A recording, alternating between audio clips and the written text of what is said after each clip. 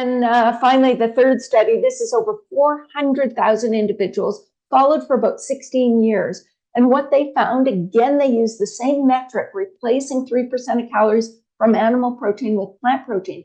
And what they found was replacing 3%, 60 calories of animal protein with plant protein, reduced overall mortality 10%. Now, if what we were replacing was eggs, it was reduced by over 20%.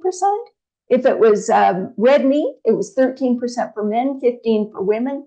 Dairy, again, was 8%, and white meat was 2% for men, 5% for women. Finally, another study of over 6,000 participants. This was an 18-year follow-up. This is people age 50 plus. They found that protein intakes of over 20% of calories for people 50 to 65 years of age increased mortality 75%. There was a four-fold increased risk of cancer and diabetes mortality. But the associations were abolished or greatly attenuated when the protein came from plants. So these huge increases in risk of death and disease were only significantly present when most of that protein came from animal products. And then, of course, people say, but can we get enough protein and essential amino acids from plants? And the answer is absolutely. All plant protein sources provide all 20 amino acids, including all 9 essential amino acids. So it makes no sense to think that we can't get, our essential amino acids from plants. It's essentially where they come from. Even the largest mammals on the planet manage to get enough protein and essential amino acids from plants to build pretty huge muscles. So people can too, and we do. So these are two vegan athletes. So how much protein do we need? Well, the RDA in terms of grams per kilogram per day is, it ranges from 1.2 to 1.52 in the first year of life. And then it drops to about 1 gram per kilogram body weight for children from 1 to 13, down to 0.85 for teens, 0.8 for adults. It increases to 1.1 during pregnancy, 1.3 during lactation. And in terms of number of grams of protein a day, and of course, this refers only to a specific reference person that's shown in red. The weight is shown in red on the side here. But you can see it's about 10 grams for infants. It's about 13 to 34 for children. It's about 46 to 56 for adults, less for women, more for men, 46 for women, 52 to 56 for boys and men, for adolescent boys and men, and then 63 to 75 grams during pregnancy and lactation. Now, you might wonder if people eating whole food plant-based diets might need more. And while there isn't any separate RDA for plant-based eaters, the fiber in plant cell walls does reduce protein digestibility. So some experts recommend that for those eating very high fiber, whole food plant-based diets, adding 10% to the RDA, which would bring us from about 0.8 grams per kilogram to 0.9 grams per kilogram, would actually help to compensate for losses of protein in the stool because of the fiber that's there and other things that impair digestibility. So we probably wouldn't need any increase for those who regularly eat lower fiber foods like tofu, soy milk, plant-based meat alternatives, nut and seed butters, for example, or plant-based eaters who do include some animal products such as dairy and eggs on a regular basis. Protein digestibility can actually be increased by breaking down fiber, by grinding, blending, or other food processing techniques that reduce particle size, so hummus or bread, for example. Removing or reducing fiber through refining, so white flour products, for example, will have more digestible protein. Reducing or eliminating trypsin inhibitors and lectins just by cooking beans. Reducing phytates by soaking, sprouting, fermenting, and leavening.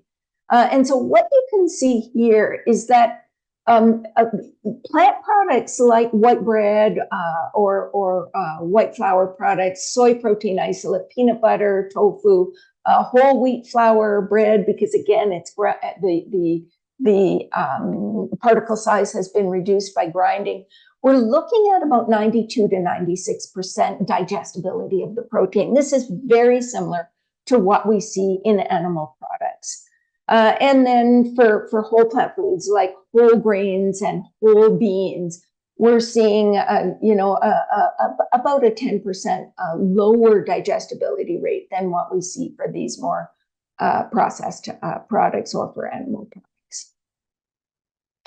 And of course, we need more for athletes. So there's no separate RDA for athletes, but health and sports authorities typically recommend 1.2 to 2 grams per kilogram per day.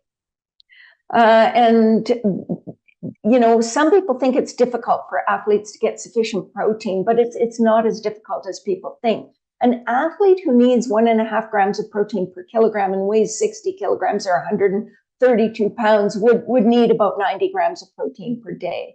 And for an athlete who consumes 2,500 calories, that would be about 14% of their calories, which is really typical of plant-based eaters. It's really quite easy to achieve that on a varied plant-based diet.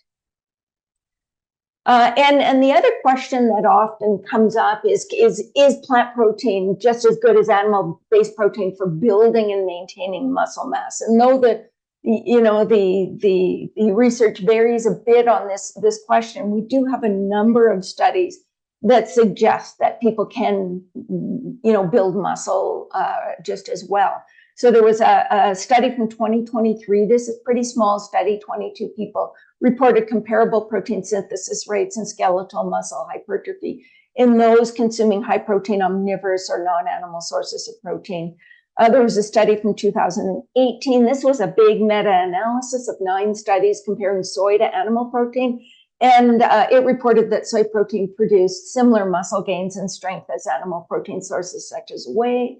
And then in 2017, a study of almost 3,000 people consuming different dietary patterns found that muscle mass and quadriceps strength were positively associated with total protein intake, but plant and animal protein sources were equally effective in promoting muscle mass and strength. And this guy on the left is Nime Delgado. He's a vegan bodybuilder, and he has been vegetarian since birth and vegan since 2015. He's never eaten meat in his life, and I think he's doing all right. So, and plant, I think we need to recognize that plant protein sources offer some pretty impressive advantages for athletes. They can improve circulation, reduce inflammation, lower oxidative stress, promote a healthy gut microbiome, enhance glycogen stores, and support leaner body weights. And this is Morgan Mitchell. She's a vegan track star, has been 100% plant-based since 2014. So what about more for older adults? And this is quite a controversial area at this point in time, but we don't have any separate RDA for seniors in North America, but they do in many countries, including many of the Nordic countries, Australia. There are many countries that have higher RDA for seniors. But consensus is building that higher intakes may be needed. Achieving greater intakes can be challenging for seniors, much more challenging than for athletes who tend to need a lot of calories, because caloric needs are typically reduced in this population. And this is my writing partner, Visanto, at the age of 82. So she's staying very fit. Protein targets for plant-based seniors may actually be increased by about 25% in those 65 plus. This would mean an intake of 1 to 1.2 grams of protein per kilogram healthy body weight, which means about 60 to 90 grams of protein per day, or 20 to 30 grams per meal, depending, of course, on body weight and health status. And so why might older individuals need more protein? Well, aging bodies metabolize and absorb protein less efficiently. Muscle protein synthesis tends to be reduced in older adults, and adequate protein intake has been associated with reduced sarcopenia and frailty. It preserves mobility and function, and it helps to improve recovery from illness and delay bone loss as well. And I just want to share my own clinical experience here, because I've had a number of older whole food plant-based women come to me who have been having some issues with their diet, and they tend to pretty consistently be consuming 35 to 40 grams of protein per day. Many of these individuals, the last thing on their mind was protein, because in the plant-based community, there's a mantra that if you eat enough calories from a variety of foods, you get enough protein. Many of these women were complaining of symptoms related to inadequate protein intake, like skin fragility, hair loss, brittle nails, muscle weakness, fatigue, inability to fight infection, poor wound healing, longer recovery times, mood changes. And I want to just share a testimony from a client. So she said, and I, of course, use this with permission. She said, I was frustrated by many symptoms after following a whole food plant-based diet for some time. I wondered if I was getting enough protein, but the plant-based doctors I was following told me protein was not the issue. Brenda Davis assessed my diet and suggested increasing my protein intake from about 35 to 40 grams a day to about 60 to 70 grams a day. I feel better and look better. My skin is vastly improved on increased protein. No Band-Aids, no bleeding, more opaque, and much less bruising. My abdomen is receding. These are issues I've dealt with since my mid-70s, and now at 83 years of age, they're clearing up. I think it's really important that older adults know that even on healthy whole food plant-based diets, protein can fall short, and increasing protein intake can be very helpful. Now, I want to show you how easy it is to get from 41 to 72 grams of protein, which is what we basically did with Tish. And so here you can see, here's the breakfast we used. So she was having a cup of oatmeal with almond milk, a banana, and flax seeds. So all we did, you can see what we added are in purple, what we changed are in red. So we changed up the almond milk for soy milk. That added about 7 grams of protein, and we added a tablespoon of hemp seeds, which just added 3 grams of protein. At lunch, we went from a non-fat dressing to a tahini hemp seed dressing, and added, sorry, this got confused, 3 grams of protein. The tofu adds 15 grams of protein. And so we added tofu as well to the salad. And then at dinner, the chia pudding for dessert, we just made it with soy milk instead of almond milk. And that was all we needed to do to get from 41 to 72 grams of protein. It was very, very simple.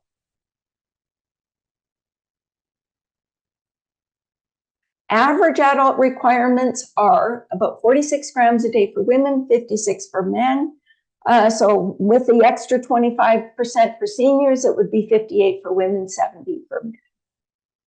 How much are people actually eating? Well, meat eaters are averaging about 92 grams of protein a day, vegetarians about 76, and vegans about 72.